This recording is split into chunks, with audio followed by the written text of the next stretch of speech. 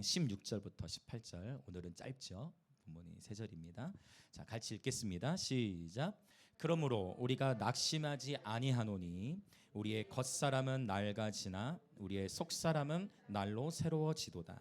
우리가 잠시 받는 환난에 경한 것이 지극히 크고 영원한 영광에 중한 것을 우리에게 이루게 함이니 우리가 주목하는 것은 보이는 것이 아니요 보이지 않는 것이니 보이는 것은 잠깐 영원함이라. 아멘. 이제 또 먼저 이 본문을 신학적으로 좀 정리하고 또 구체적인 예를 들어서 함께 또 나누고 기도하는 시간을 가지려고 합니다. 자, 지금 계속해서 고린도전서는 십자가의 신학이다. 그리고 십자가의 도로 시작된 고린도 교회를 향한 메시지가 고린도 후서로 오면서 다음 고린도 교회에 주신 편지는 이제 영광의 신학이다라고 했어요. 그래서 고린도후서 3장, 4장에서 계속 하나님의 영광에 대한 이야기를 나누고 있는 것을 보게 됩니다. 그래서 저희가 조금 절기설교도 있었고 아마 한 달 정도 됐던 것 같아서 그 부분을 또 잠깐 정리하면 오늘 본문과 연결이 되기 때문에 다시 한번 좀 설명을 드리고 이어가고 싶은 마음이 있어요. 그 부분은 이제 고린도후서 3장 16절부터 18절. 자, 이 두 본문이 또 연결되어 있습니다. 고린도후서 3장 16절부터 18절.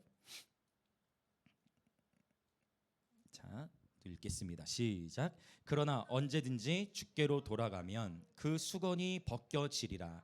주는 영이시니 주의 영이 계신 곳에는 자유가 있느니라. 우리가 다 수건을 벗은 얼굴로 거울을 보는 것 같이 주의 영광을 보매 그와 같은 형상으로 변화하여 영광에서 영광에 이르니 곧 주의 영으로 말미암음이니라. 아멘.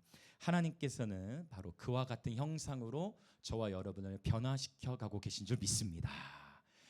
성경에 나오는 모든 변화는 한 번도 능동태로 쓰이지 않았다 했어요. 모든 변화라는 단어는 다 수동태로만 쓰였다. 즉 변화라는 것은 나 이렇게 변화할 거야 라는 의지 가지고 변화할 수 있는 것이 아니고 성령께서 저와 여러분을 변화시키셔야 가능하다. 성령의 능력으로만 비로소 저와 여러분이 변화될 수 있다라는 것을 말씀드렸습니다. 자, 또 오랜만에 이렇게 또 인사할까요? 제가 아직 공사 중입니다. 그런데 밝게 웃으시면서 그런데 당신도 공사 중이실 겁니다. 이해되시죠? 네, 많이 마취 중입니다도 있죠. 여러 패턴이 있습니다. 네, 공사 중이 있고 마취 중이신 분도 있죠. 마취 중. 처음 들으시는 분들은 어색할 수 있지만 마취 중. 나는 느끼지 못하지만 하나님이 나를 수술시키고 계시다라는 그런 의미 썼던 거 감사해요, 지사님. 자, 그래서 변화라는 것은 모든 것이 다 수동태로만 쓰였는데 이 3장 18절을 가지고 제가 설명드렸던 그런 기억이 있어요. 먼저는 우리가 회개라는 것은 회개는 수동태로 쓰였어요, 능동태로 쓰였어요? 회개는 능동태로 쓰였어요. 우리가 주께로 돌아가면 회개는 능동태로 쓰였어요. 그리고 나서 주님께로 돌아가면 이제 어떻게 된대요? 주님께 돌아가요. 그러면 수건이 벗겨져요. 이것은 수건 벗기면 수동태로 쓰였다. 그래서 우리가 주님께로 돌아가면 주님께서 우리 안에 가려져 있는 것들 수건을 벗겨주신다. 율법의 수건을 벗기신다라는 것을 나누었고 수건이 벗겨지면 이제 그 다음에 뭐 해야 돼요? 그렇죠. 수건 벗겨진 다음에 뭐 하는 거예요? 18절에 있는 것처럼 수건 벗었으니까 이제 거울을 보매. 거울을 보매는 문법적인 형태가 중간태라고 했어요. 내 스스로 한 행위가 나에게 행위를 미치는 거야. 근데 거울을 봤는데 누가 보여요? 거울을 보는데 거울을 보는데 내가 보이는 게 아니고 내 속에 계신 주님이 보이는 거. 할렐루야. 이것은 수건이 벗겨져야만 가능하다. 율법의 수건이. 즉 우리가 회개해서 우리의 삶이 주께로 돌이켜지면 주님께서 우리 안에 모든 수건들을 제하시고 비로소 그때 거울을 보면 그 거울 속에서 내가 보이는 게 아니라 내 속에 주님이 계시는 거. 그래서 즉 거울을 볼 때 내가 보이면 우리는 좌절하지만 거울을 보는데 내 속에 계신 주님이 보일 때 할렐루야 비로소 역사가 나타나는데 거울을 보매 거울을 보는 것 같이 주의 영광을 보는데 마침내 어떻게 돼요? 우리가 영광에서 영광으로 변화가 되어진다. 요거는 계속 현재도 진행되고 있는데 변화되어진 것, 즉 지속적으로 계속 저와 여러분은 변화되어 간다라는 것이 3장 18절의 그런 의미였어요.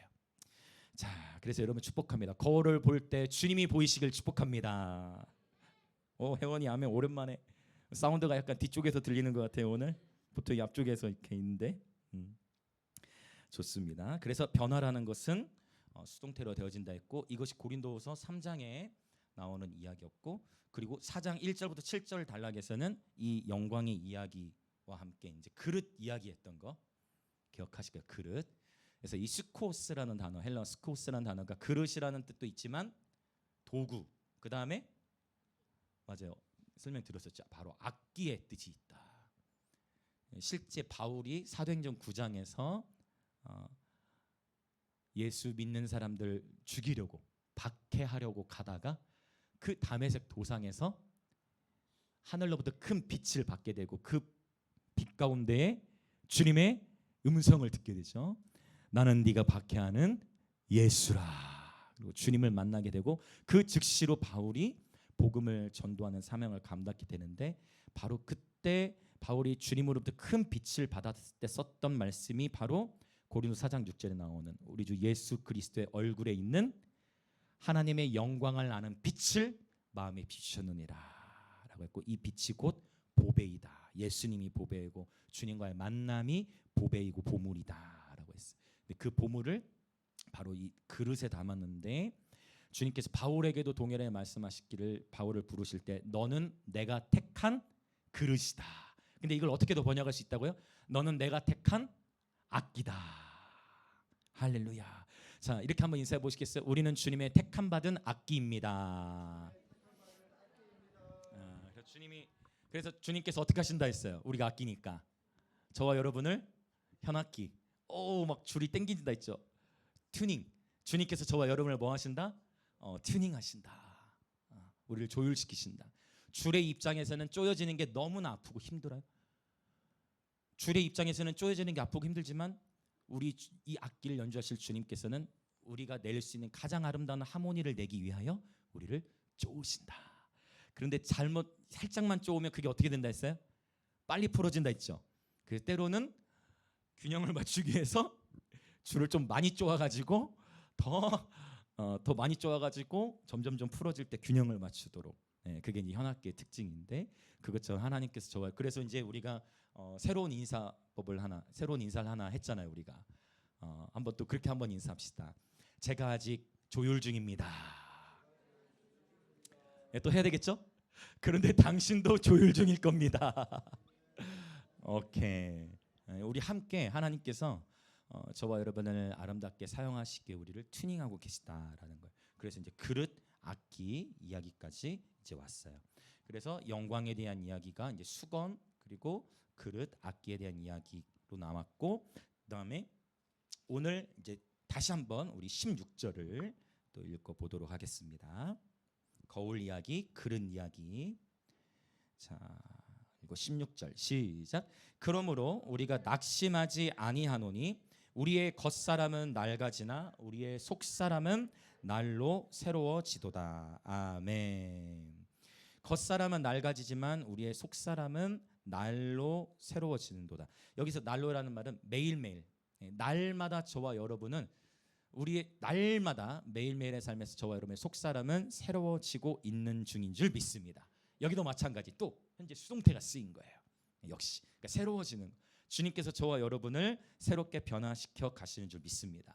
근데 먼저 이제 이 16절에 첫 번째 나오는 어구를 보면 우리가 낙심하지 아니하노니라고 했어요. 근데 이 표현이 4장 1절을 시작할 때도 나왔어요. 4장 1절 시작할 때도 바울이 언급하기를 긍휼하심을 입은 대로 낙심하지 아니하고라고 표현하고 있는 것을 되어집니다. 그러면 낙심, 지금 4장은 1절과 16절 낙심 이야기를 다루고 있는데, 여러분 우리가 언제 낙심을 합니까? 언제 낙심을 할까요? 지금 문맥 이야기 속에서 보자면 변화에 대한 이해가 나와요. 지금 그러니까 아니 날마다 변화가 되어진다고? 그런데 나는 내 삶을 봤을 때 나는 뭐 신앙생활도 나름대로 많이 하는 것 같고 교회도 다니는 것 같은데 왜 나는 변화가 없는 것 같지라고 생각하면서 저 사람들은 쉽게 변화된 것 같으니 왜 나는 변화되지 않을까라는 고민 속에 하나님이 분명히 우리를 변화시키신다 했는데 내 삶에는 아무런 변화가 안 일어나는 것 같다라는 생각 속에서 낙심이 들 수 있죠. 맞죠? 변화되어진다라고 말씀하셨는데 변화되지 않는 것 같을 때 우리는 낙심하게 되어져요. 그 다음에 또 언제 낙심을 하게 되느냐? 바울이 지난주에 나눴던 거예요. 바로 업신여김을 받고 그 다음에 답답한 일을 당하고 박해를 받고 8절에 있었죠. 8절 9절 그 다음에 거꾸러뜨림을 당하고 거꾸러뜨림을 당하고 이러한 일들을 겪는 상황 속에서 낙심하기 쉽다는 거예요. 여기에는 여러 물리적인 질병의 고통일 수도 있고 관계의 어려움일 수도 있고 재정적인 어려움일 수도 있고 그러한 어떤 내 삶의 처한 환경 속에서 우리는 낙심하게 될 상황에 놓이게 되어집니다. 그런데 바울이 선언하고 있는 것은 무엇이냐? 우리는 낙심하지 아니하노니라는 것이에요. 여러분 축복합니다. 선을 행하되 낙심치 마시길 축복합니다. 포기하지 아니하면 하나님의 시간에 거두게 하실 줄 믿습니다.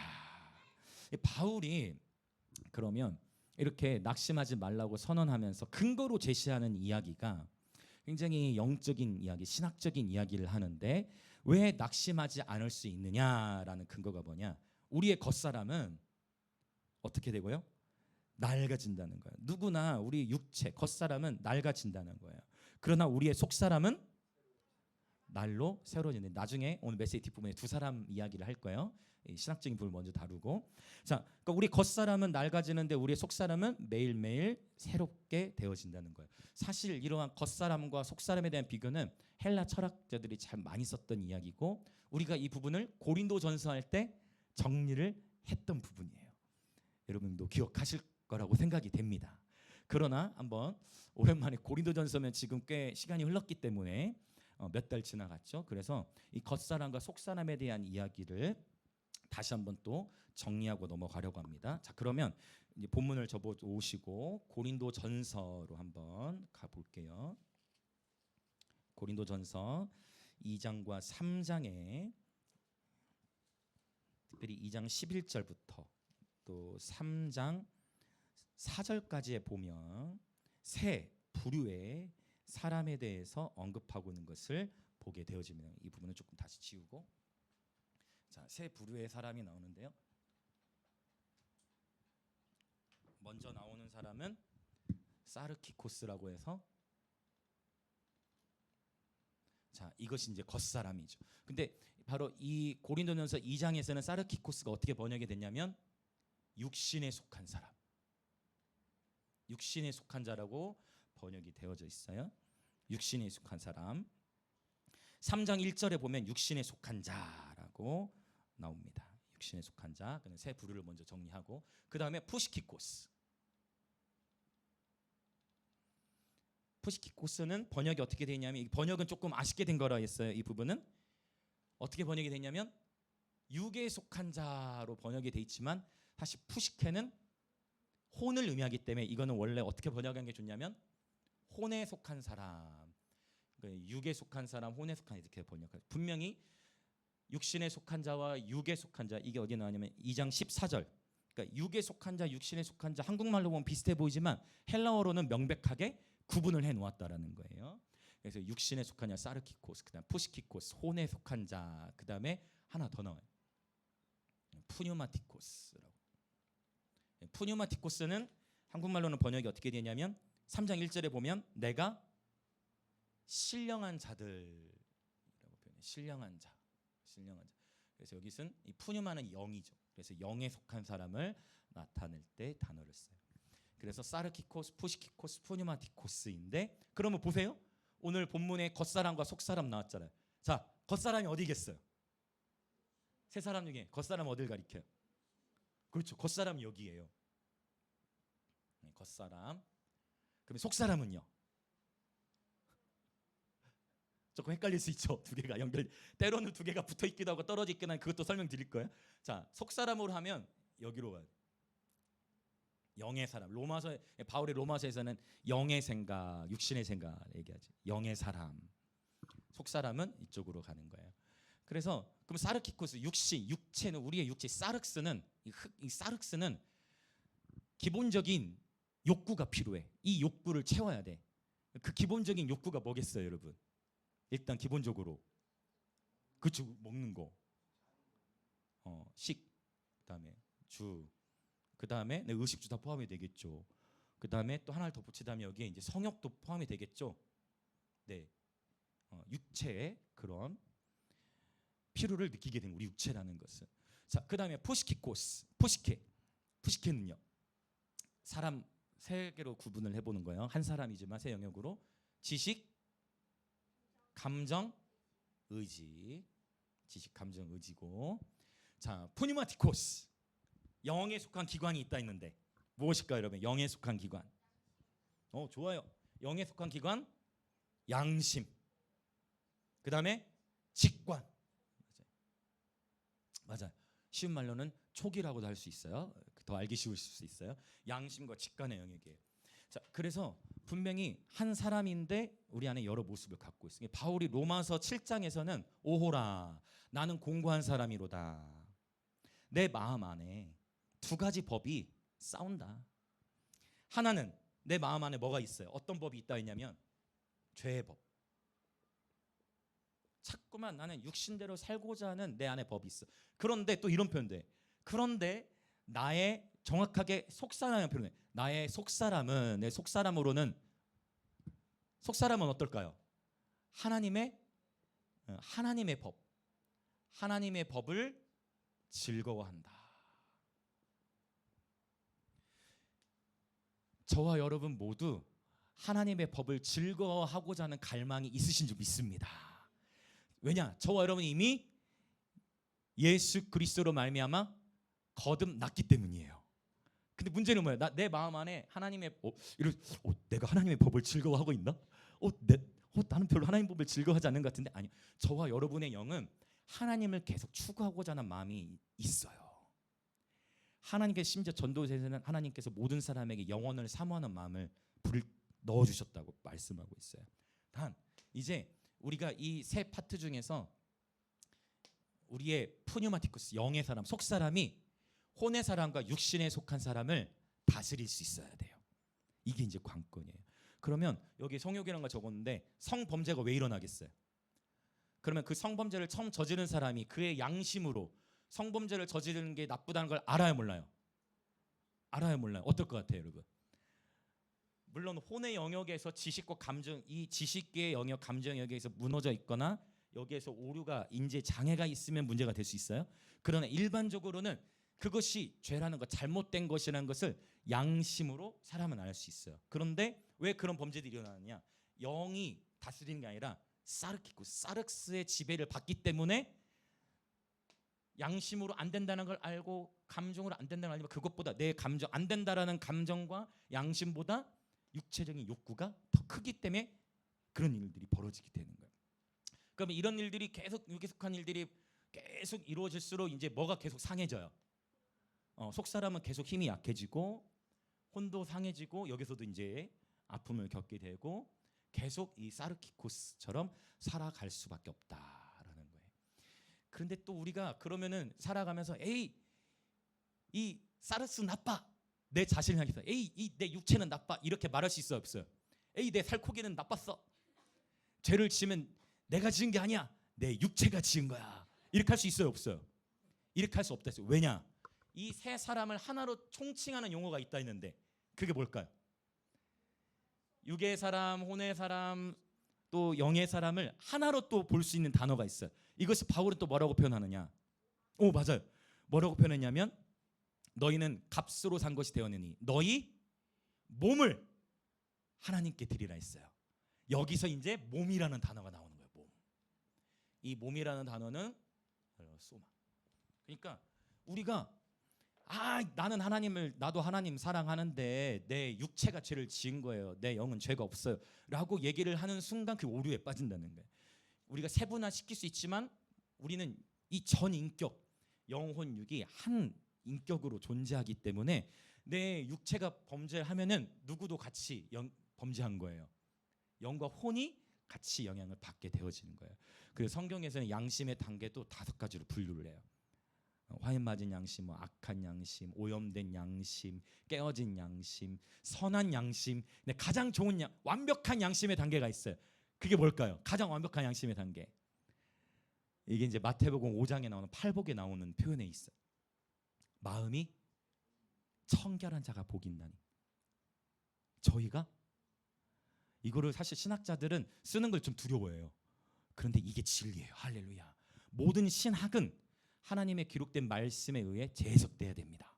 그게 뭐예요? 마음이 청결한 자가 복이 있나니 저희가 하나님을 볼 것이며. 할렐루야. 마음이 청결한 자가 복이 있나니 저희가 하나님을 볼 것이며. 할렐루야. 이 말씀에 아멘 되어지시 축복합니다. 다시 한번, 마음이 청결한 자가 복이 있나니 저희가 하나님을 볼 것이며. 아멘 아멘. 오늘 본문과 연결돼요. 왜냐하면 보이지 아니하는 것과 보이는 것에 대비를 하고 있는데, 보이지 아니하는 하나님을 보는 것 같이 하며 살았던 사람들이 있는 거예요. 또 여러분 축복합니다. 여러분, 우리의 양심이 회복되고 우리의 마음이 회복되고 우리의 영이 살아나기 시작하면 그분의 존재를 우리의 삶의 자리에서 경험하고 인식할 수 있게 되어지는 줄 믿습니다. 여러분 축복. 오늘 그리고 이 기록된 하나님의 말씀을 통해 그분을 모두 보시는 시간 되기를 예수님으로 축복합니다. 아멘. 이 세 사람이 몸 안에 존재한다라고 정리를 했어요. 자, 그래서 이 세 가지를 우리가 정리를 했고, 그러면 이제 정리를 했으니 다시 이제 본문 말씀으로 돌아와 보겠습니다.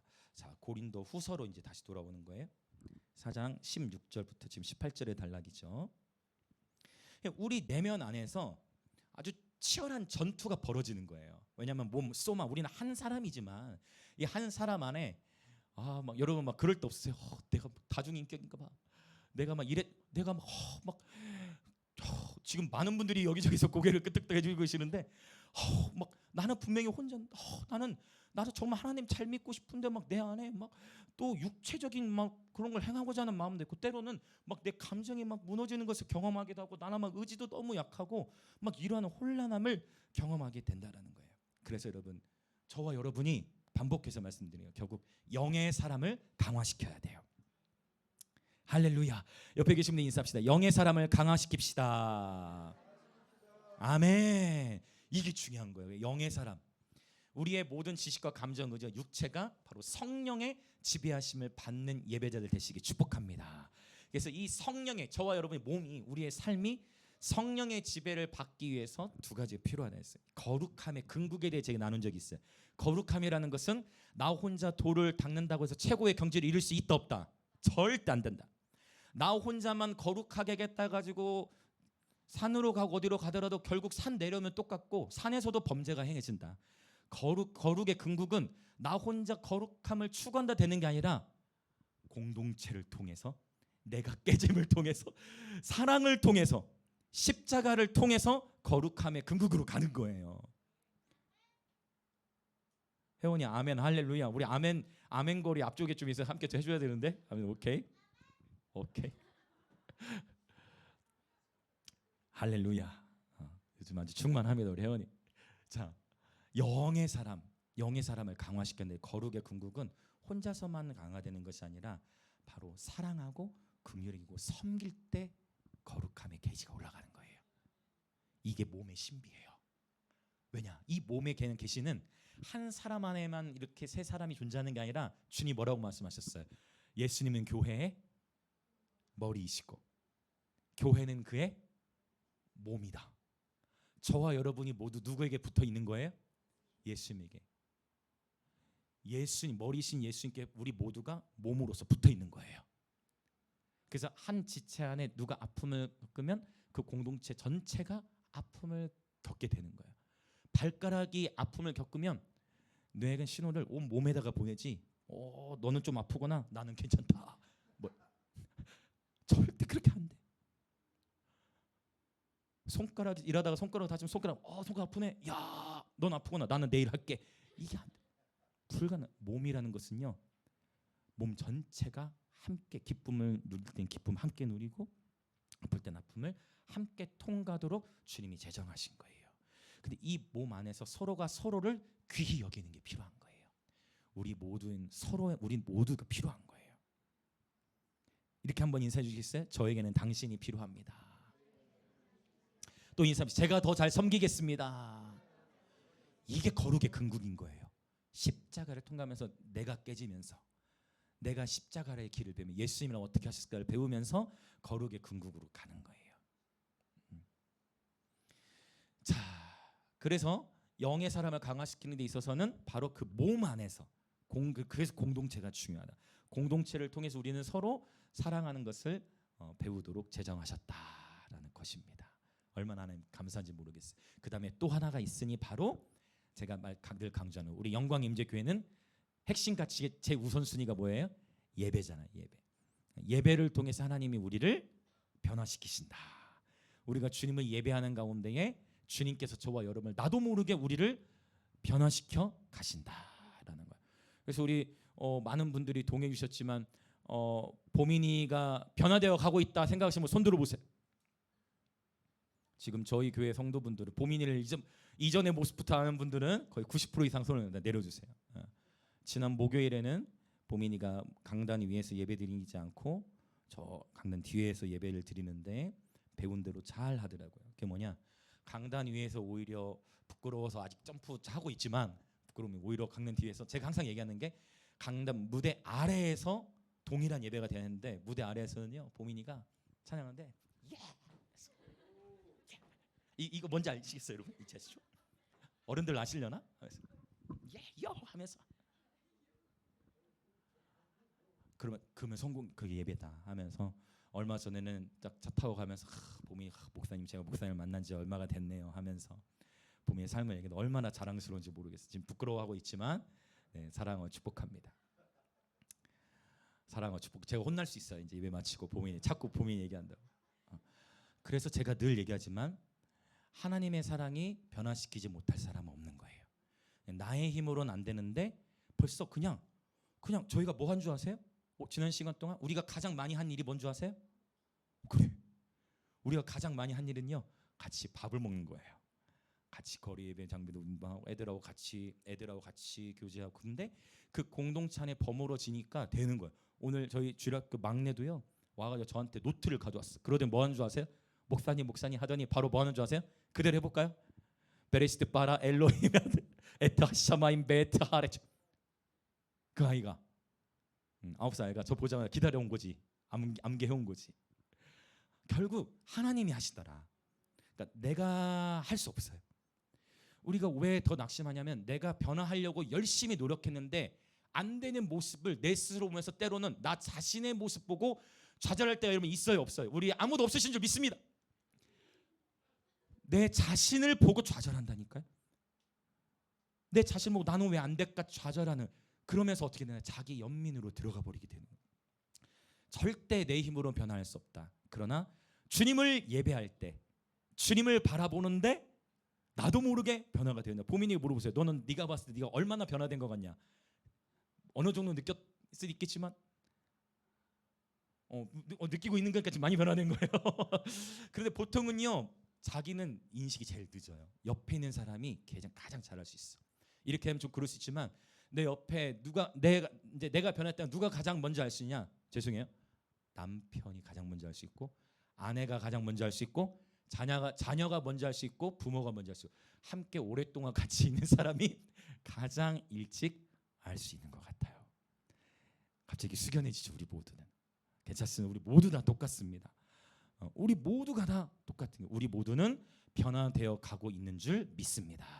그래서 중요한 건 뭐냐? 결코 포기만 하지 말라는 거예요. 괜찮다는 거예요. 내가 보기에는 변화가 안 일어나 괜찮다는 거예요. 그러면 그게 뭐라고요? 바로 마취 중이다. 하나님이 나를 수술하고 계시는데 나는 그걸 느껴요? 못 느껴요? 못 느낀다는 거예요. 그래도 하나님은 일하고 계신다. 하나님은 결코 쉬지 않으신다. 하나님은 일하고 계신다. 하나님을 온전히 신뢰하는 예배들 되시기 축복합니다. 그러면 변화되는 거예요. 그래서 때로는 이제 그러면 어떻게 하느냐? 분명히 신앙생활 하다 보면 어떤 고비들이 오느냐? 지금 내가 도저히 내가 지금 예배드릴 내 기분이 아니야. 목사님 제가 지금 오늘 내가 내 감정이 도저히 오늘은 내가 예배를 못 드릴 것 같습니다. 그때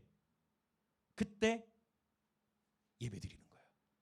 그래서 목사님, 내가 오늘은 내 도저히 감정이 하나님 막 춤출 그런 기분이 아닙니다 하는데, 그때도 시련과 아픔 속에서도 기뻐 춤을 추며, 그러면 진짜 내 감정이 예배할 상황이 아니고 관계적으로든 뭐든 지금 힘든 상황인데 시련과 아픔 속에서 가면 어떤 현상이 일어나냐? 춤은 추는데 눈물이 나는 현상이 일어나죠. 그러나 처음에는 내 삶이 힘들어서 나는 눈물인 것 같지만 점차 주님께서 그 눈물을 바꾸시는 거예요. 그래서 고난과 역경 속 점점 높이 뛰어 우리는 여전히 주를 찬양. 할렐루야.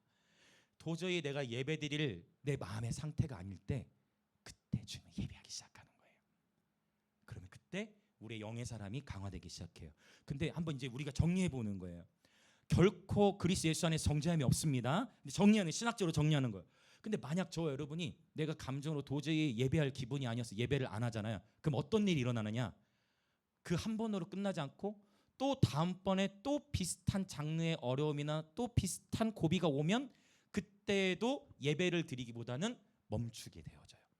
이게 이제 참 아이러니하지만 오늘 이 부분은 여러분 다시 말씀드려요. 그리스도 예수 안에 결코 정죄함이 없으나, 그러나 오늘의 이 말씀의 시시가 저와 여러분에게 성령 안에서 자유함을 주실 줄 믿습니다. 아멘.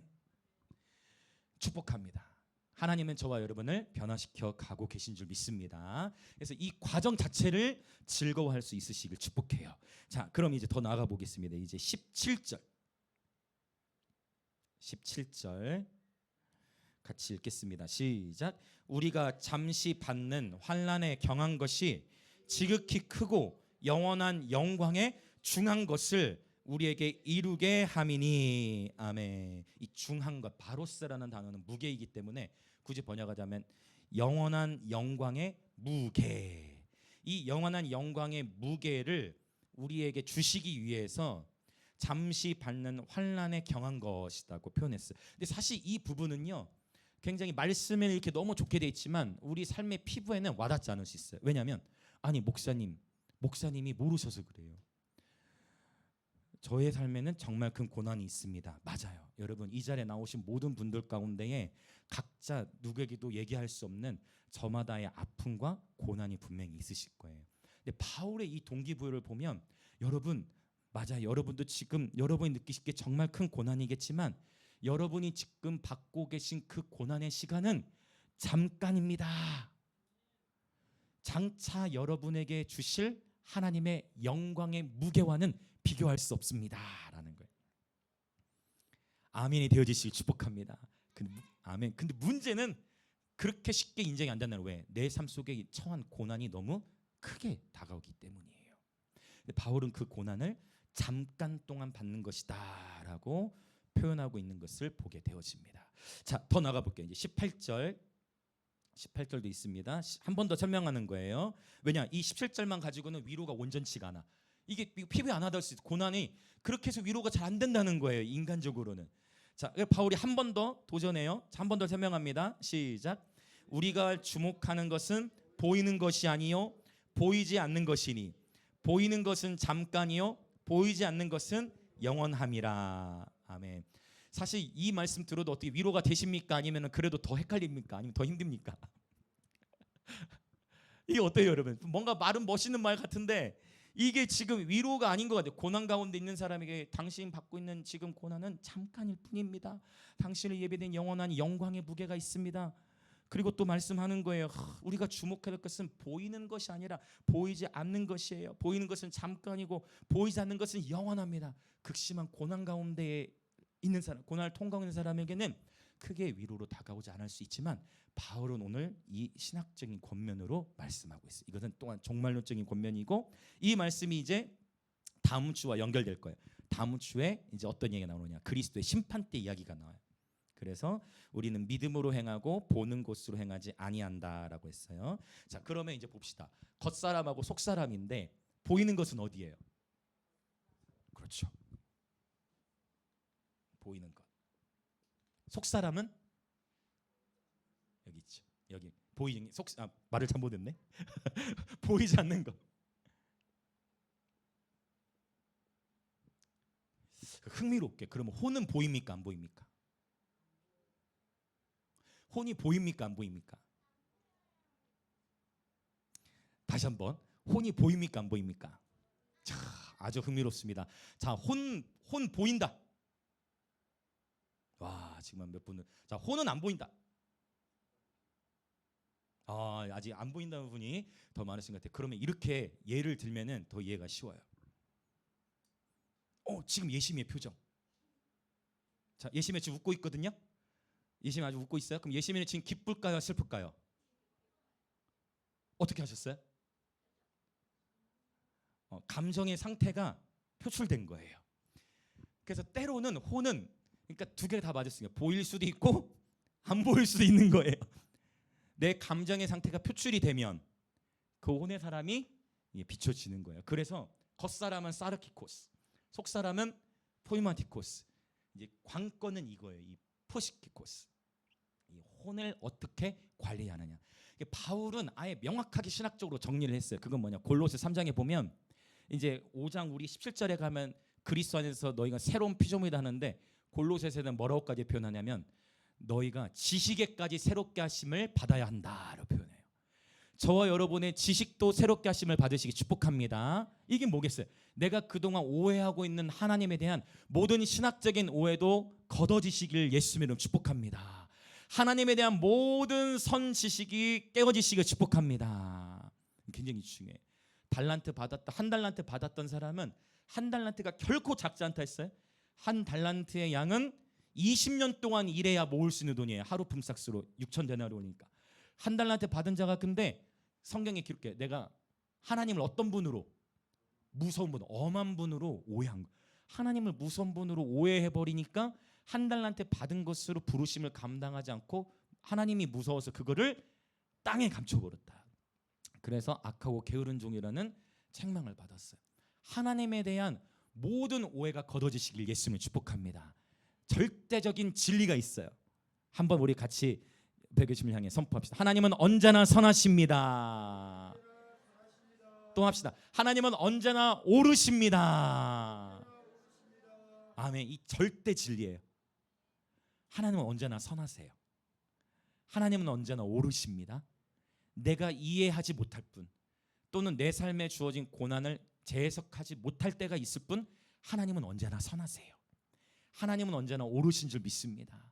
그래서 우리는 이 하나님의 말씀의 세계를 통해 그분을 알아가는 거고 예수님이 이렇게까지 말씀하셨어요. 영원한 생명은 유일하신 참 하나님과 예수 그리스도를 아는 것입니다.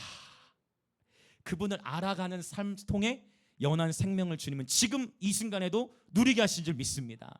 지금 이 순간에도 예수 안에서 영원한 생명을 누리시길 축복합니다. 할렐루야. 그분의 생명을 누리는 거예요. 그래서 이 혼의 사람이 이쪽으로 자꾸 달라붙어야 돼. 그래서 성령의 것들을 계속 표출하시길 축복합니다. 성령의 열매는 우리의 영혼 가운데 맺혀지는 거예요. 성령 열매, 사랑, 희락, 화평, 오래 참음, 자비, 양선, 충성, 온유와 절제. 이제 앞으로 여러분 성령 열매 편하게 외우시도록 올해 안에 이 노래가 나올 겁니다. 성령 열매. 성령의 열매가 저와 여러분의 삶에 이 성령의 충만함 가운데 열매가 주렁주렁 맺혀지시기 축복합니다. 아멘. 깨끗한 양심, 우리의 양심이 예수의 보혈로 말미암아 회복되어져서 정직한 예배자 되어져서 할렐루야. 완전히 성령의 지배하심을 받는 예배자들 되시기 축복합니다. 아멘. 자, 보이지 않는 것, 보이는 것. 근데 성령의 충만함을 통해서 성령의 열매들이 보이는 영역 가운데 나타난 이것을 우리는 뭐라고 표현하냐면 보이지 않는 영역이 보여지게 되는 것을 우리는 신학적으로 하나님의 영광이라고 해요. 영광이란 가시적인 하나님의 임재라 했어요. 보이지 않는 영역이 실제가 되는 거예요. 이게 주님이 원하신 그리스도의 장성한 분량이에요. 그냥 주님을 내가 개인적으로 아는 차원이 아니라 주님과 나와의 관계가 내 삶 속에 표출되는 거야. 그래서 저와 여러분이 일터에서든 학교에서든 내가 일을 하는데도 내 일터에서 내가 만난 사람 가운데 선을 행하고 약자들을 돌보고 양선을 행해 사랑을 실천해요. 기뻐해요. 평강 가운데 오래 참음에 인내해요. 그 삶 자체가 이미, 그래서 영광이라는 것은 여러분 치유도 하나님의 영광의 영역이겠죠. 아멘. 하나님 치유도 하나님의 영광이에요. 그러나 놀라운 하나님의 영광이 있으니 이 성령의 열매가 주렁주렁 맺혀지는 삶이 곧 하나님의 영광이 나타나신 거예요. 그 주님이 그렇게 말씀하시잖아요. 너희가 열매를 많이 맺으면 내 아버지께서 영광을 받으신다 했어요. 할렐루야. 할렐루야. 보이지 않는 영역이 실제가 되게 하도록 저와 여러분이 부름을 받은 거예요. 자, 그러면 이제 이 두 사람 얘기를 하고 오늘 이제 기도를 하려고 해요. 보이지 않는 영역이 실제가 되게 한 그런 하나님의 사람이에요. 두 사람. 이것을, 이 이야기를 그럼 바울이 얘기했던 이 참 복잡한 신학적인 이야기를 구체적으로 히브리서 저자가 아주 탁월하게 아주 구체적인 예를 들어서 설명해 준 걸 보게 됩니다. 자, 그 유명한 히브리서 11장으로 가봅시다. 히브리서 11장. 자, 11장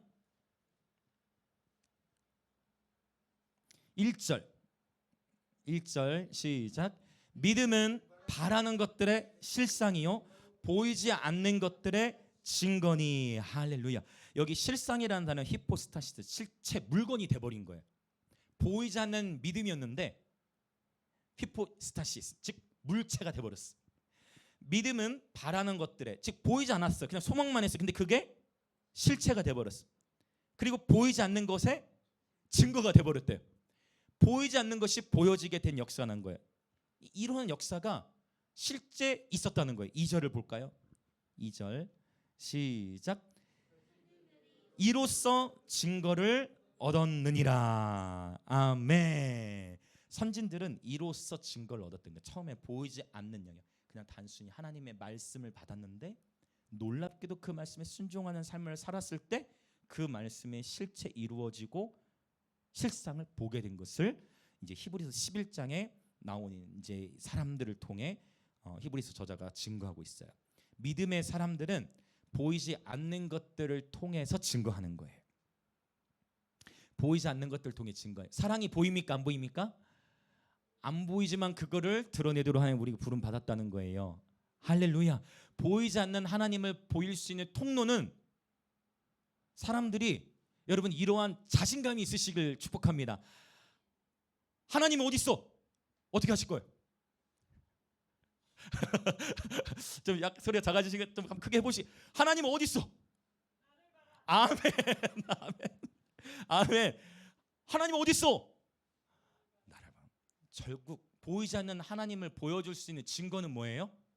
저와 여러분이 복음의 빚진 자 삶을 사는 거예요. 하나님 안 보이는데 하나님 어딨냐? 미안하다. 나도 사실은 그걸 잘 모르겠다. 이렇게 하면 아무도. 그런데 그냥 여러분이 나를 보면 하나님을 본다 이렇게 먼저 얘기하는 게 아니라 그냥 묵묵히 여러분이 가정에서, 학교에서, 일터에서 묵묵히 여러분이 그리스도인으로서 섬기기 시작하고 사랑을 나타내 보세요. 여러분에게 자꾸 상담하려 하고 여러분이 자꾸 나오게 될 거예요. 여러분이 자꾸 십자가를 선택하면 처음에는 이용도 당하실 거예요. 이용당하죠. 그런데 언젠가 이상하다, 이건 말이 안 되는데 하면서 여러분에게 다가오시게 될 거예요. 저는 다 알 수 없지만 여러분, 예수님이라면 어떻게 하셨을까를 항상 생각하길 원해요. 예수님이라면 뭐라고 말씀하셨을까? 예수님이라면 어떻게 행하셨을까?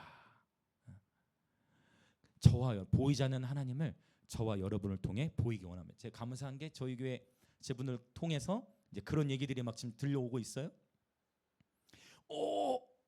너를 보니까 진짜 하나님이 살아계신 것 같다. 할렐루야.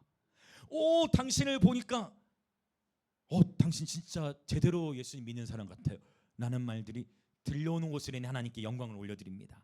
그 자체가 이미 여러분이 여러분 삶을 통해 하나님의 선한 영향을 드러내고 계시다는 증거인 줄 믿습니다.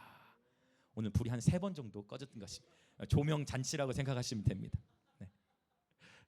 자, 그래서 여러분, 하나님은 저와 여러분의 삶을 통해 보이지 않는 하나님을 보이도록, 할렐루야, 보이지 않는 하나님을 보이는 예배들 되시기 축복합니다.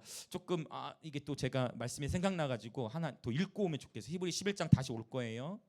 이 말씀 한번 읽고 오면 좋겠다는 마음이 드네요. 스가랴로 한번 잠깐 갔다 올게요. 스가랴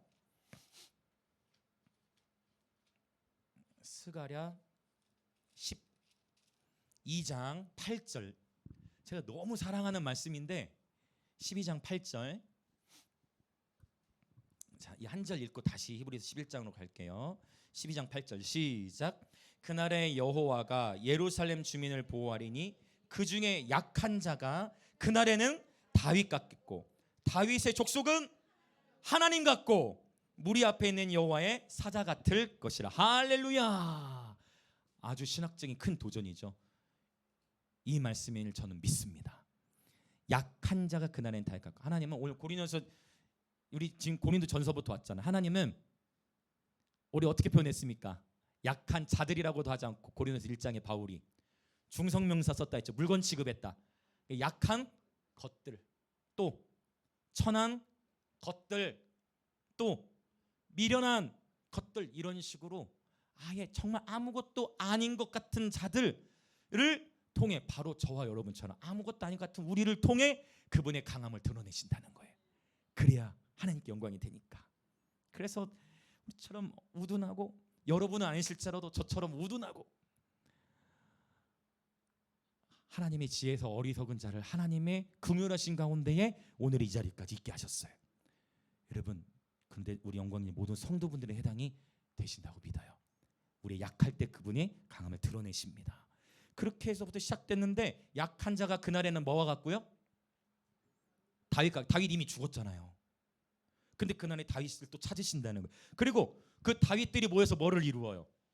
다윗의, 우리 읽은 말씀, 다윗의 족속이 되는 거예요.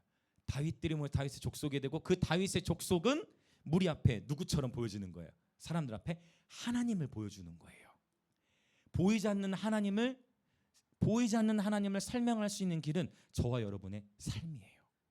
저와 여러분이 주님과 동행하는 삶을 통해 보이지 않는 하나님을 세상 가운데, 가정과 학교, 일터, 또 만나는 모든 일과 관계 가운데 드러내고 증거하는 예배들 되시기 축복합니다. 자, 옆에 분들에게 인사합시다. 우리는 복음의 증인으로 부름받았습니다.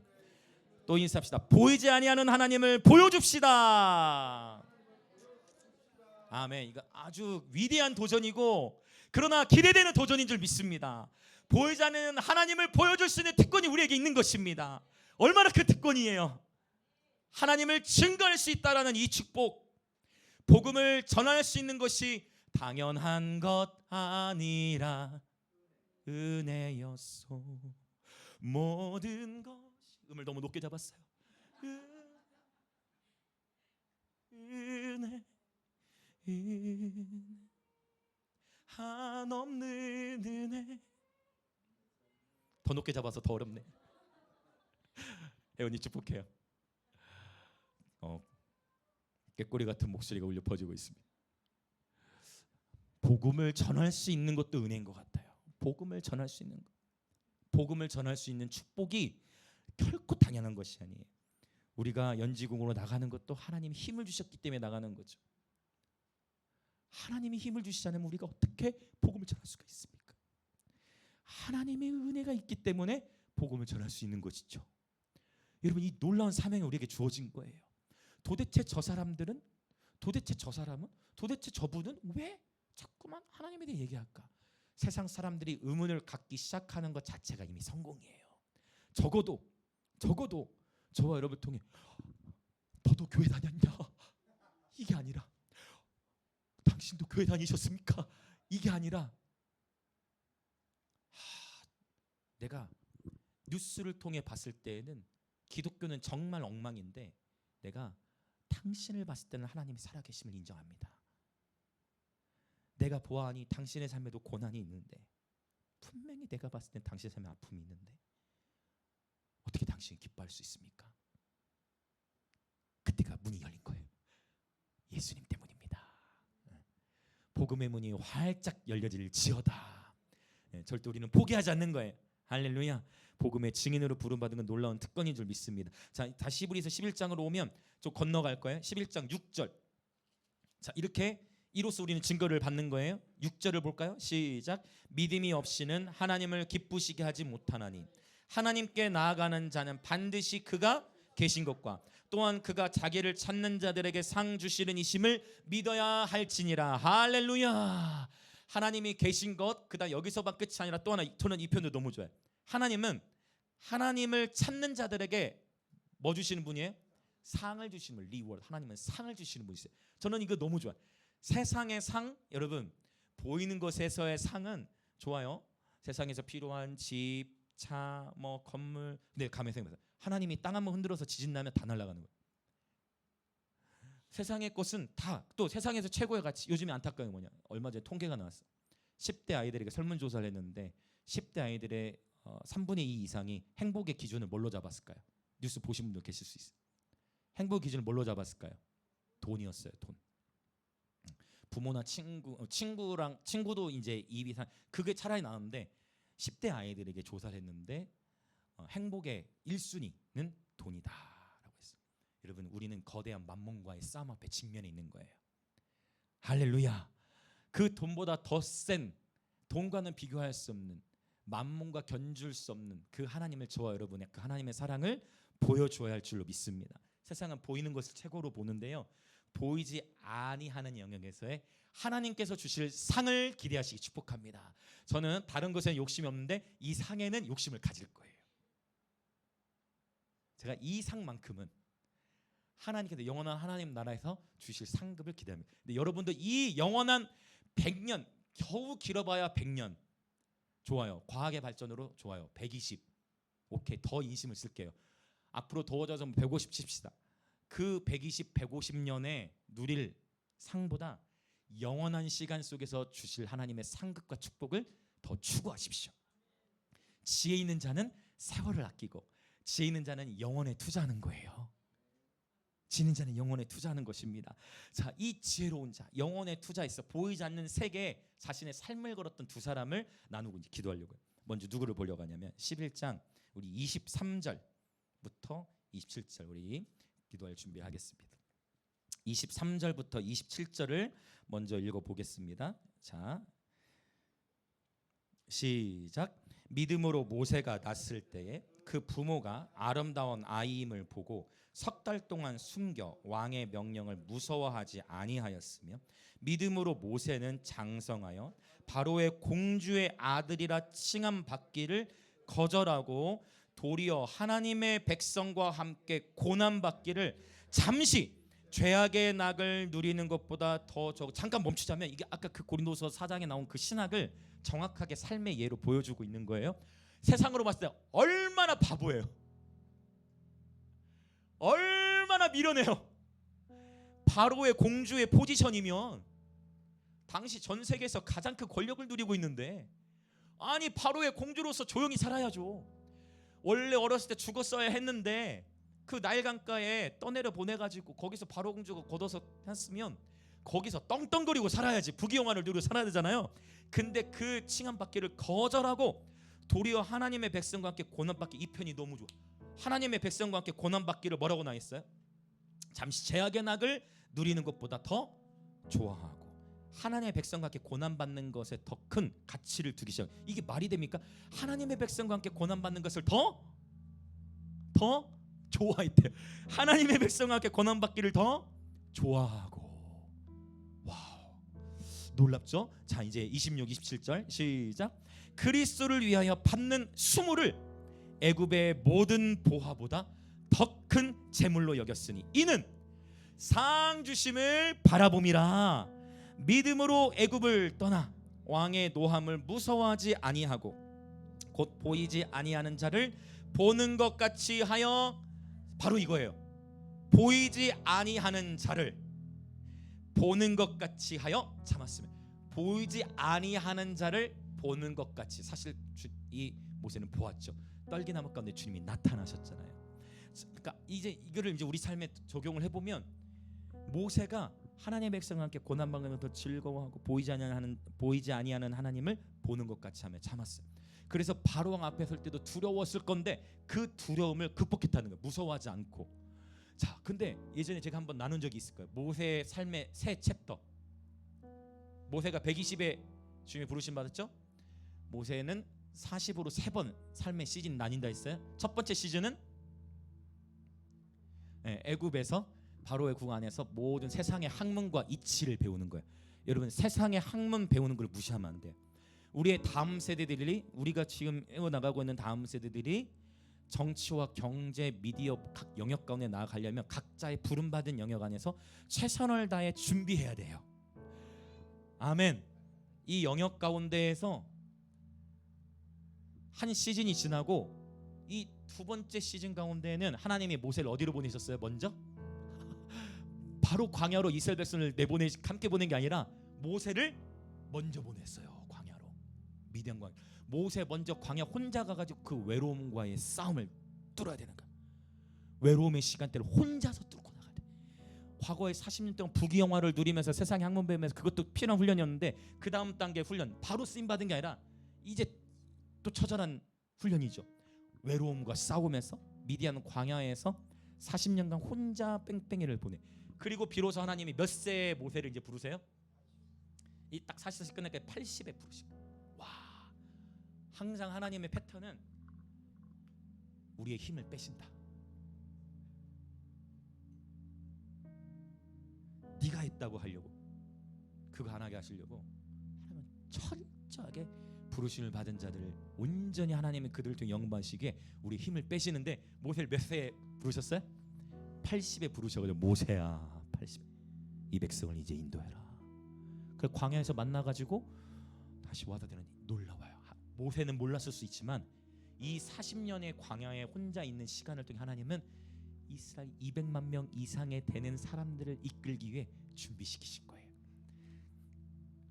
여러분, 지금 이 중간기, 이 외로움의 시간을 통과하고 계세요? 여러분, 혼자인 것 같고 광야에 내버려진 것 같으십니까? 보세요. 하나님은 여러분을 이미 성숙한 예배자로 부르셨기에 그 다음 때 훈련을 여러분 통과하고 계신 거예요. 2단계에서가 끝이 아니에요. 2단계에서 오히려 내가 과거보다 더 삶이 힘들어요. 지금 이제 하나님 우리를 아주 순결한 우리를 사용하시기 위해 주님이 우리를 왜? 다른 영혼들을 이끌어내야 되니까.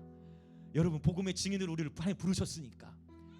그래서 우리를 아멘, 아멘하여 하나님께 영광을 돌리게 되느니라. 아멘. 믿음대로 될지어다.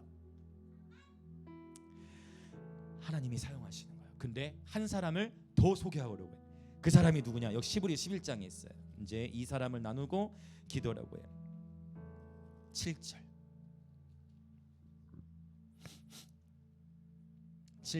같이 읽어볼게요. 시작. 믿음으로 노아는 아직 보이지 않는 일에 경고하심을 받아 경외함으로 방주를 준비하여 그 집을 구원하였으니 이로 말미암아 세상을 정죄하고 믿음을 따르는 의의 상속자가 되었느니라. 아멘. 바로 노아 이야기예요. 노아. 모세에게 모세고. 그러니까 모세는 80의 부르심을 받았는데 여러분, 노아는 당대 의인이었죠. 하나님과 좋은 관계 속에서 훈련을 했습니다. 노아가 방주를 짓기 시작한 나이가 언제일까요, 여러분? 일단 그럼 요거부터 가요. 홍수가 언제 났어요? 노아 홍수라고 표현하고, 홍수가 언제 났냐면 성경은 노아가 600세 되던 해 홍수가 있었다 했어요.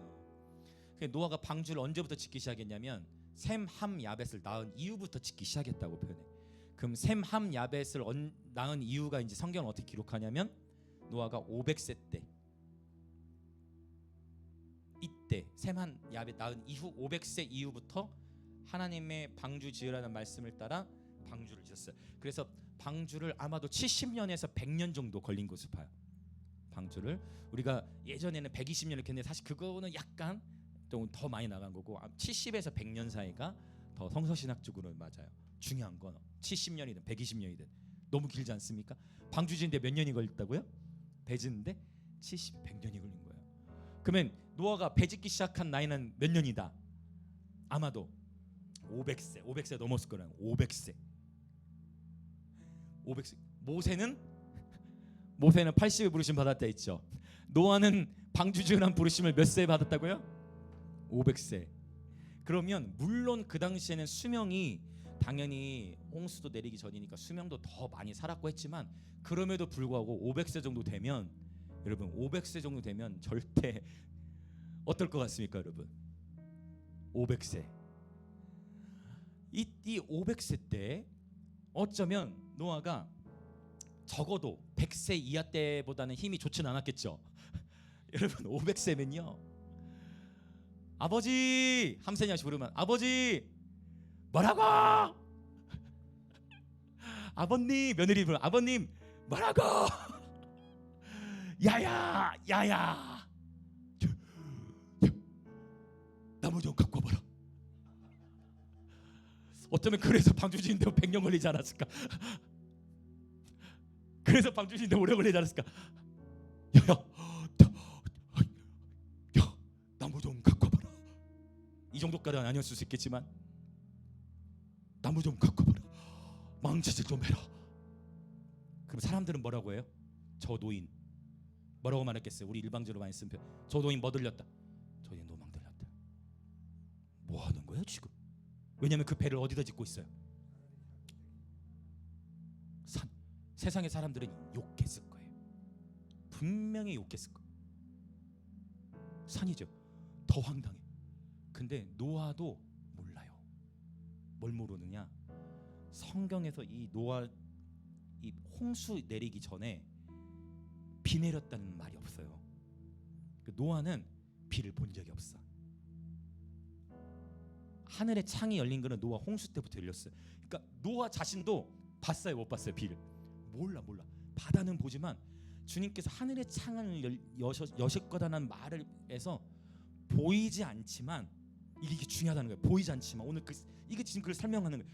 보이지 않지만 보이지 아니하시는 하나님의 말씀에 순종한 거예요.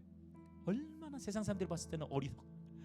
저 놓친 내가 드디어 노망이 들 때 지금 좀 뭐 하는 거냐? 아니 배를 지을 거면 바다에다 지지. 아하 이제 속된 말로 이제 갈 때가 다 됐나 보다. 그런데 세상 사람들 분명히 의아했을 거예요. 왜냐면 계속 지어. 그걸 또 몇 년 동안 적어도 70에서 100년이라는 시간 동안 계속 짓는 거예요. 노아. 세상 사람들이 얼마나 조롱하고 욕하고 노아의 삶을 무시했겠습니까? 세상 사람들은 다 미쳤다고 표현했을 거예요. 근데 저는 오늘 여러분이 도전하고 싶은 건 뭐냐면 여러 교훈들이 있겠지만 여러분 하나님의 부르심이라는 거는 하나님과 나만 하는 영역도 있어요.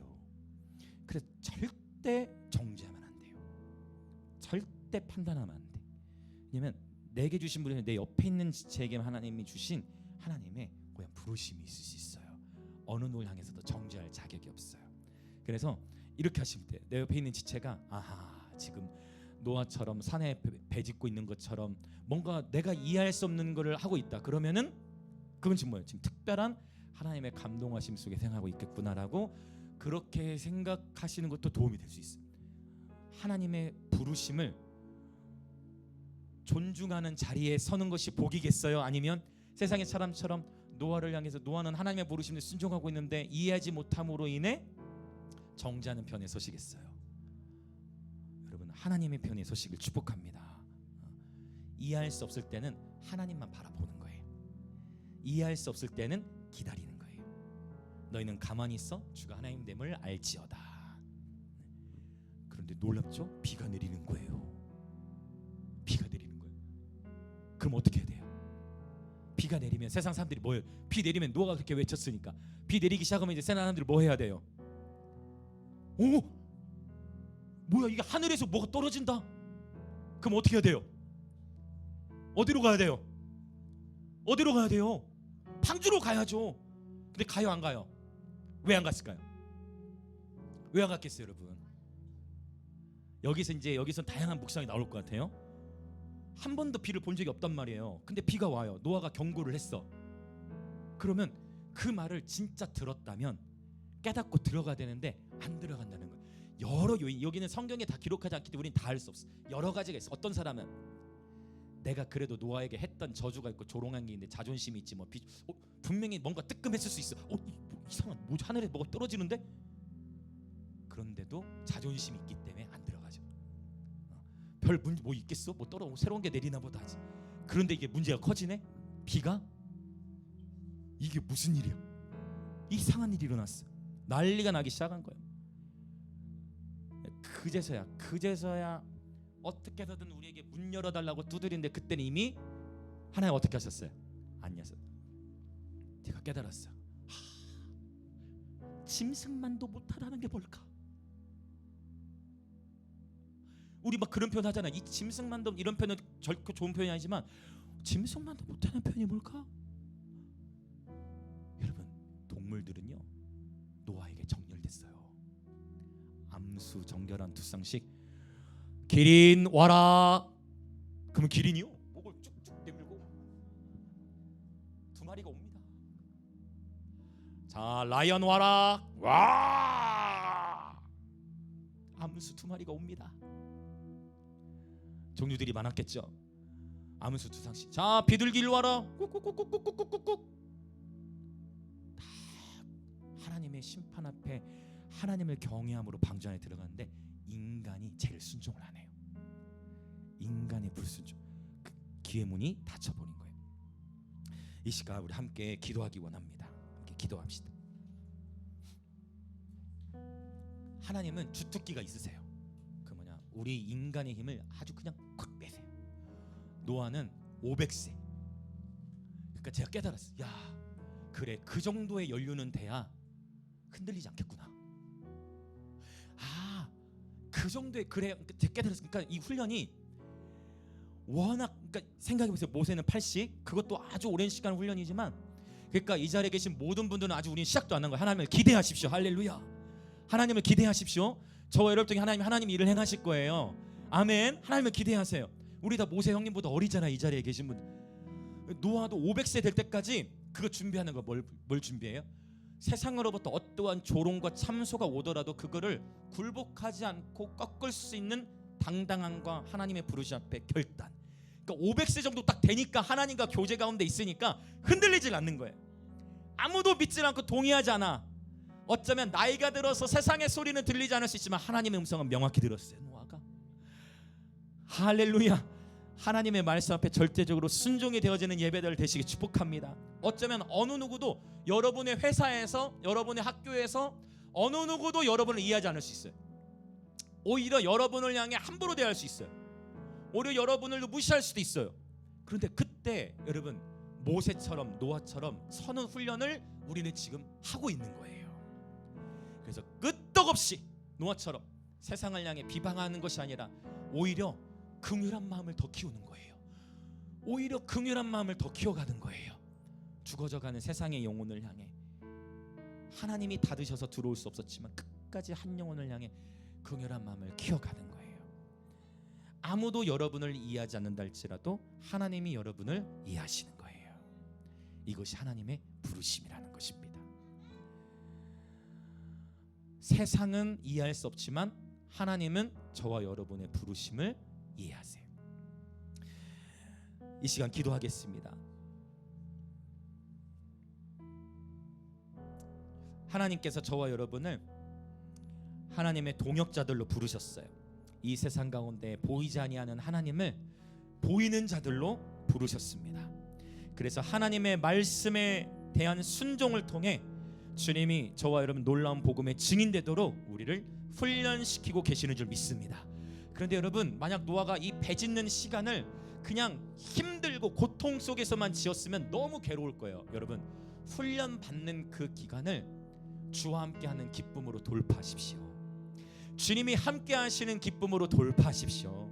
훈련이라는 시간을 조금만 참자 그냥 그런 차원의 그냥 어쩔 수 없는 인내가 아니라 주님을 사랑하는 마음 안에서, 주님을 기뻐하는 마음 안에서 인내할지어다.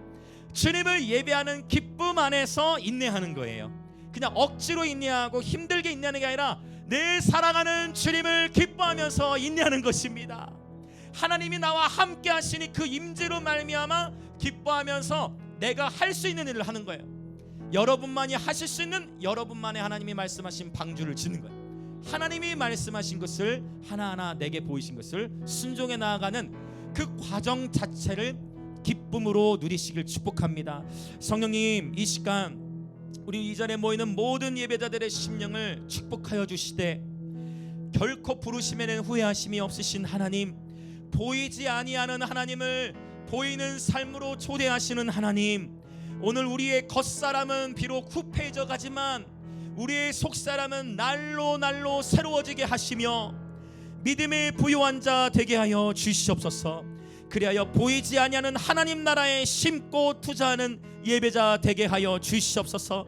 세상 가운데 결코 타협이 없는 믿음을 나타내며, 때로는 실수하고 넘어질 수 있지만, 노아도 실수했고 넘어졌지만, 모세도 과격했지만, 그러나 하나님이 우리를 연단하사 하나님의 뜻대로 사용하실 터이니, 주여 우리의 삶을 주님께 드리오니 우리의 약할 때 주님의 강함으로 우리를 사용하여 주시옵소서. 그렇게 주여 한번 외치며 같이 기도하겠습니다. 주여, 예, 성령 하나님, 오늘 이 시간 우리의 마음을 주님께 내어드립니다. 예수님, 보이지 아니하는 것을 보는 것 같이 하여 하나님의 부르심을 감당한 모세, 보이지 않는 일의 경고하심을 받아 자신의 삶에서 경험해보지 못했던 그 일들을 하나님이 명하셨을 때, 세상의 사람들은 손가락질하고 이해하지 못하지만 하나님께서 내게 주신 부르심이라면 그 하나님의 부르심을 붙들고 믿음으로 살아가는 예배자들로 축복하여 주시옵소서. 오 하나님, 노아가 산에 방주를 짓는 것은 세상의 이치와 상식으로는 말도 되지 않는 일이지만, 우리에게 상식은 하나님의 임재요, 우리에게 상식은 하나님의 말씀이니, 보이지 아니하는 하나님이 우리에게 말씀하셨다면 그 하나님의 말씀하심 앞에 기쁨으로 순종하며 살아가는 예배자들 되게 하여 주시옵소서.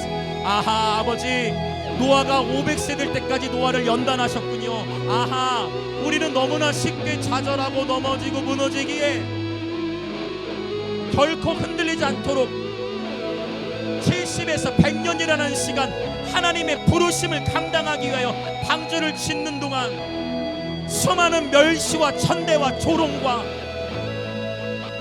이해받지 못함과 용납받지 못함의 시간들을 노아가 흔들리지 않고 세상 그 어느 누구의 정죄와 판단과 조롱에도 흔들리지 않고 하나님의 부르심을 감당할 수 있을 정도로 하나님이 놀라운 부르심을 주신 시기, 노아가 감당할 수 있을 그 시기에 주신 줄 믿습니다. 성령님, 오늘 우리를 축복하사 하나님의 통역자들로 우리를 부르셨사오니, 이 보배를 우리가 질그릇에 담았사오니, 나 비록 약하고 넘어지고 실수하나 거짓이 없게 하시고 진실하게 하시고 정직하게 하셔서, 때로는 실수하고 넘어질 수 있지만 정직하게 하시고 진실하게 하셔서, 성령님, 우리의 삶을 하나님의 말씀 앞에 내어드리오니 여호와께로 향기로운 제물 되게 하시며 주님의 뜻대로 우리를 사용하여 주시옵소서.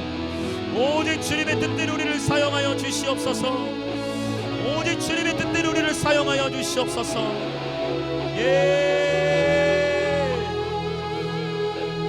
예수님, 때로는 남편도 이해할 수 없고 아내도 이해할 수 없고 자녀도 이해할 수 없고 부모도 이해할 수 없고 친구도 이해할 수 없더라도 하나님 앞에서 정직하다면, 하나님 앞에서 정말 정직하다면, 하나님 앞에서 정말 거짓이 없다면, 하나님 앞에서 정말 진실되다면 흔들리지 않게 하소서. 하나님, 진리의 터 위에 우리의 삶을 세우게 하시고, 그 진리의 터 위에 삶을 세웠다면 어떠한 비바람이 불고 어떠한 오해와 편견과 정죄가 따라온다 할지라도 까닭이 없는 저주는 응하지 아니하리니, 까닭이 없는 저주는 응하지 아니하리니, 오직 하나님의 뜻하심 속에 믿음으로 전진해 나갈 수 있도록 성령님 축복하여 주시옵소서. 아멘. 우리는 흔들리지 아니하는 하나님의 나라를 받았으니, 성령님, 우리 안에 흔들 것들이 다 흔들리고 오직 흔들리지 아니하는 하나님의 나라만 온전히 세워지게 하소서.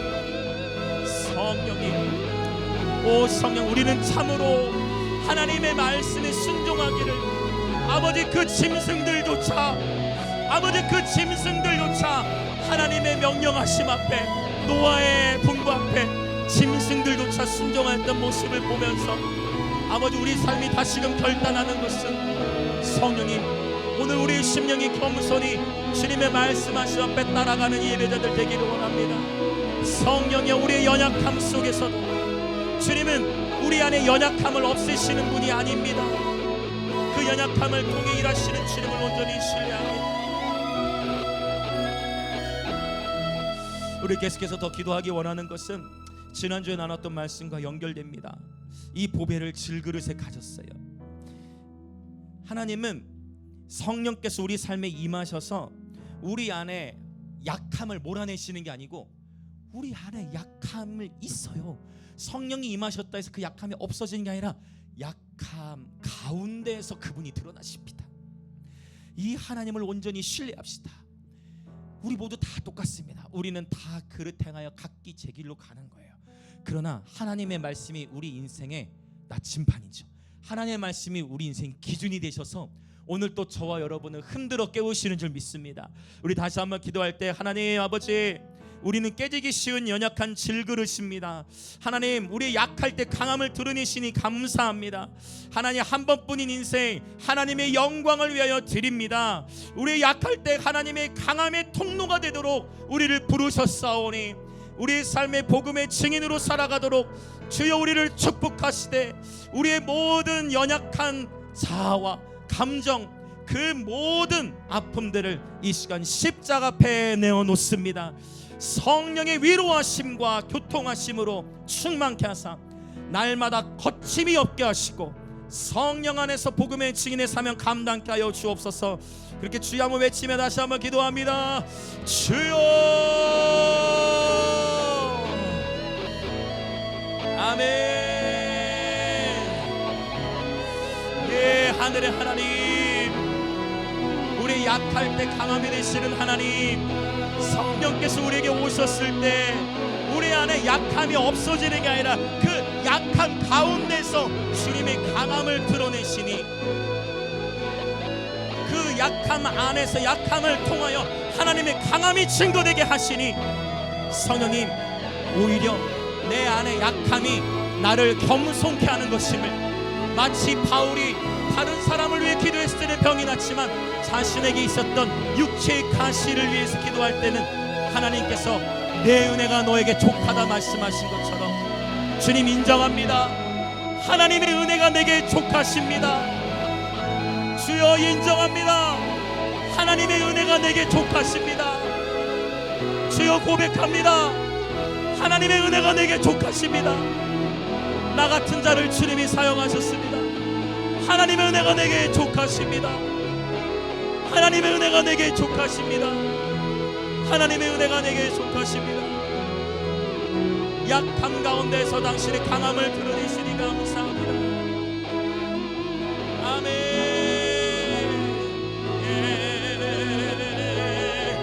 아멘. 우리 성령 안에서 기도합시다. 아멘.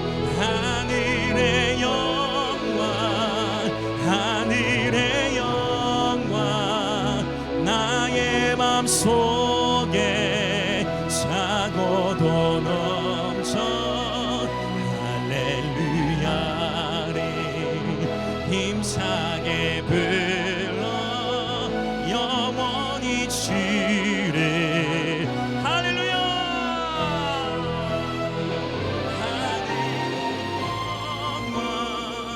하늘의 영광, 차고도 넘쳐 할렐루야를 힘차게 불러 영원히 주를 찬. 하늘의 영광, 하늘의 영광, 하늘의 영광, 나의 맘속에 차고도 넘쳐 할렐루야.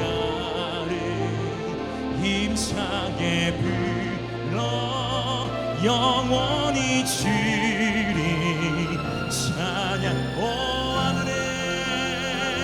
하늘의 영광 하늘의 영광 나의 맘속에 차고도 넘쳐 할렐루야를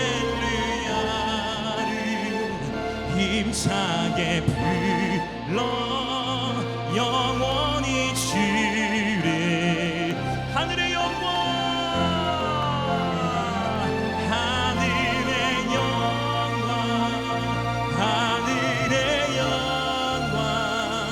나의 맘속에 차고도 넘쳐 할렐루야를 힘차게 불러 영원히 주를 찬양하리.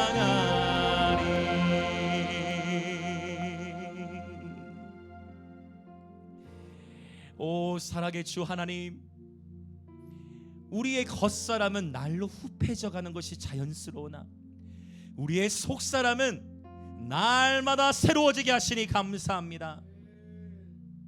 하나님, 우리의 힘을 빼셔서 하나님이 하셨다라고만 얘기하기 위하여 모세를 80세 때까지 훈련시키셨고 노아는 500세 때까지 그의 영적 맷집을 단단하게 하여 그로부터 100년이라는 시간 동안 흔들리지 않는 믿음을 지니도록 이미 그를 훈련시키셔서 사용하신 것처럼 아버지, 우리를 사랑하시기에 우리를 하나님의 뜻대로 사용하시기 위하여 우리를 삶의 자리에서 훈련시키시는 주님께 감사드립니다.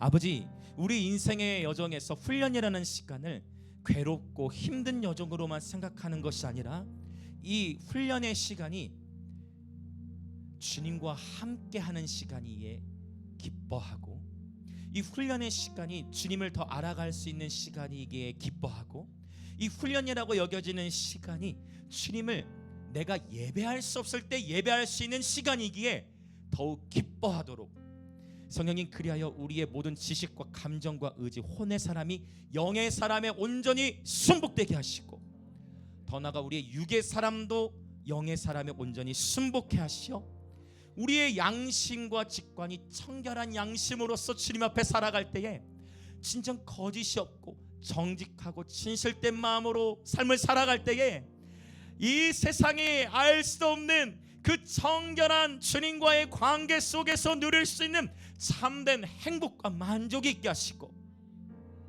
주님이 주시는 그 참 평안과 기쁨으로 말미암아 의에 줄이고 목이 마른 삶이 되어 다시금 그 의로 배분 예배자, 하나님의 뜻을 구하며 하나님을 갈망하는데 하나님의 그 갈망하심으로 배고파하는 가운데서 하나님이 채우시고 그러나 주님을 더 갈망하는, 주님으로 배고파 주님을 구하였는데 주님으로 채워지면서 주님을 계속 구하게 되는 이러한 생명의 선순환이 있을지어다. 그리하여 마르지 아니하는 샘이 되어질지어다. 성령님, 그렇게 한 번뿐인 인생을 주님께 드립니다. 나의 힘으로 할 수 없고 내 안에도 수많은 연약함이 있기에 부족함 투성이요, 연약한 것이요, 전한 것이요, 아무것도 아닌 것인 우리를 택하셔서 주님의 나라를 드러내게 하시니 이 질그릇에 보배를 담게 하시니 감사합니다. 아버지, 우리가 질그릇임을 잊지 않게 하소서. 아버지, 우리가 질그릇임을 잊지 않게 하소서. 보배이신 주님을 담은 것으로 감사가 넘치게 하시고 복음을 전할 수 있는 것이 축복임을, 당연한 것이 아니라 오늘의 이 시간도 당연한 것이 아니라 오늘 이곳에 임재하신 주님의 임재도 당연한 것이 아니라 주님의 축복임을 알게 하여 주옵소서. 아버지, 오늘 또 주님 앞에 기쁨으로 예물을 드립니다. 이 예물을 드린 모든 지체들 위해 하늘의 신령한 복과 땅의 기름진 복으로 축복하여 주옵소서. 또한 주의 몸된 교회는 아버지, 이 도시적인 예배를 섬기기에, 또 다음 세대의 예배 문화 사역을 하기에, 또 이 대한민국과 열방, 또 인도와 감비아와 또 북한을, 또 열방을 더욱 넘치도록 섬길 수 있도록 하나님 재정의 기름을 부어 주옵소서. 지금은 우리 주 예수 그리스도의 은혜와 하나님 아버지의 놀라우신 사랑과 성령 하나님의 감화 감동 교통하심이 오늘 우리의 겉사람은 후패져 가나 우리의 속사람이 날로 새로워져 가니 보이지 아니하는 하나님을 세상 가운데 보이는 자로 부름받은 우리 영광의 임재교회 모든 성도들과 또 오늘 우리 특별히 인도에서부터 함께 이 자리에 함께하고 계신 우리 정장환 선교사님 또 이혜경 선교사님 그리고 오늘 이 예배에 참여하는 이 예배에 함께하는 그리스도의 몸의 모든 지체들 가운데에 지금으로부터 영원토록 함께 있을지어다.